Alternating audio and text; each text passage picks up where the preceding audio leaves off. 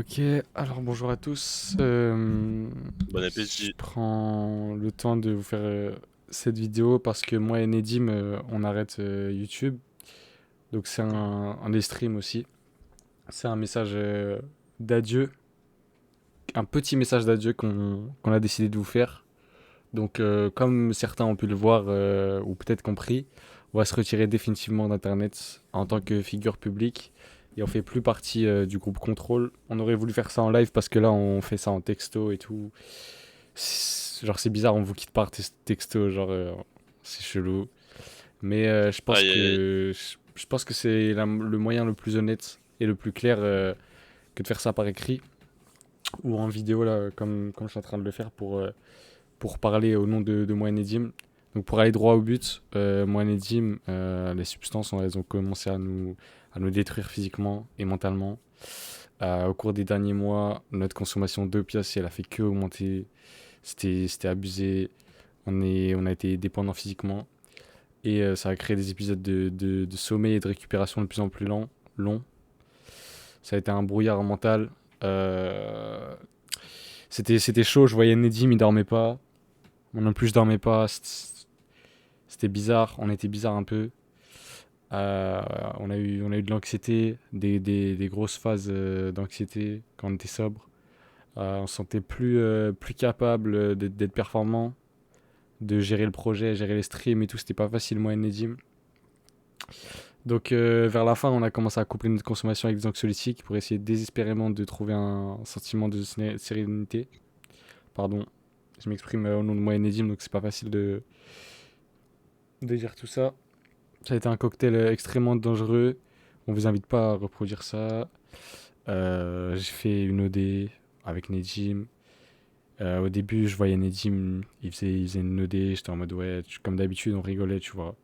Je l'ai snappé. J'ai dit MDR, il fait une OD ou quoi. C'était vrai. Après, j'en ai fait une aussi, à la même soirée. Et je me suis sevré seul à la maison, au Sobutex. C'était pas facile. Et ça m'a demandé beaucoup d'efforts physiques, parce que j'avais une vraie dépendance, hein. Et, euh, et les séquelles étaient là.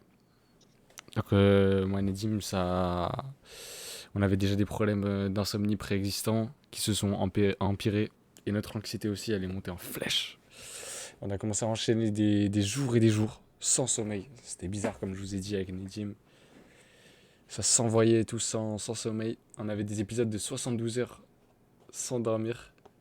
Et il y avait des semaines entières où on dormait que quelques heures et tout. Notre consommation d'anxiolytiques, elle a donc considérablement augmenté. On l'utilisait en tant que somnifère. Et pourtant, je dormais pas. On n'a rien changé. Moi et Nedim, on n'arrivait pas à dormir. Euh, Pas plus de 2 heures, 1 heure. On se réveillait dans des états d'hypervigilance. On avait les yeux grands ouverts en permanence, je me rappelle. On parlait de Marne-la-Vallée. Je regarde Nedim, ses yeux sont ouverts. Tout le temps. Et on avait des jours entiers d'activité sans sommeil. C'était pas facile. Les anxiolytiques, ça nous donnait une vague impression de calme. Mais on sentait que nos capacités cognitives, elles déclinaient, quoi. On n'arrivait plus à s'exprimer correctement. Là, c'est le moment un peu sérieux. C'est un peu compliqué. On n'arrivait plus à réfléchir. On n'arrivait plus à évaluer comment on se sentait, moi et Nedim. On n'arrivait plus à se diriger dans la rue. La situation ne bougeait pas. On a commencé à développer des symptômes qui s'apparentent à la psychose. On entendait des voix, des hallucinations. On voyait des trucs. On voyait un mec en stream avec nous. On parlait. On devenait fou. On devenait fou. Le mec n'était pas là. On devenait fou. Au-dessus de tout ça, sans s'en rendre compte, on est devenu du coup dépendant physiquement aussi aux anxiolytiques elle est venue remplacer celle des opiacés. Et on a commencé à traverser des états de panique vraiment intenses, des crises de larmes toutes les 5 minutes. Je me rappelle, je fais une blague à Nedim, il pleure. Je le vois, il pleure. Je lui dis, pourquoi tu pleures, mec? C'est quoi ça? Il me dit, non, mais je pleure. Je pleure aussi, on pleurait tous les deux. On tremblait, c'était horrible. On avait des phases de réalisation et des phases d'angoisse. Euh, on pensait qu'il y avait un danger mortel et cataclysmique qui allait se dérouler, qui allait s'abattre sur nous. Et on voyait que c'était les limites de nos corps, la frontière de nos corps qui se liaient chaque soir. Et aujourd'hui, on est toujours dans ça. Ça s'est pas stabilisé, même si on voit un. Ah, si, ça s'est stabilisé, pardon. Même si on voit un addictologue. Et le sevrage, il va peut-être durer 6 mois, 1 an. Donc maintenant, je suis sobre depuis 22 jours. Et on en est très heureux. Avec Nedim. Nedim, il est aussi depuis 22 jours. On a commencé le même jour. Et donc, il faut que je change d'environnement. Moi et Nedim, il faut qu'on change d'environnement, il faut qu'on arrête de stream. On évite les activités anxiogènes. Et on est en train de faire ça du coup. On est rentré chez la mère de Nedim. Donc on est bien entouré. Les premiers jours, ils étaient très compliqués avec des crises de panique constantes. Mais on récupère doucement. Et on sait qu'on va s'en sortir. C'est une phase de repos qui nous a fait ouvrir les yeux sur des choses.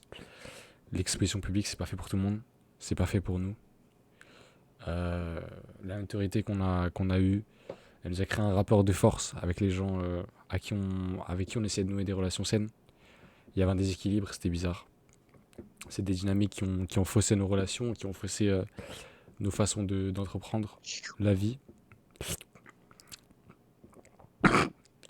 Et Tiraille de coke. on précise tout de même qu'on a rencontré des gens incroyables parmi la communauté et qui sont sincères. On regrette strictement rien de ce qu'on a fait. Tout ce qu'on a fait, on regrette pas. Et on a un sentiment de soutien de la part de la plupart des gens qui est incroyable, qui ont été là dans les moments difficiles. Et on adore l'argent, mais on veut plus courir après l'argent direct, au détriment de la santé en fait. On l'a déjà fait, on a déjà trop fait jusqu'à ce que nos jambes lâchent, tout simplement. Et, euh, et au final, on aspire à une vie plus simple, avec de la sérénité, une vie minimale, une vie tranquille, un retour à l'essence.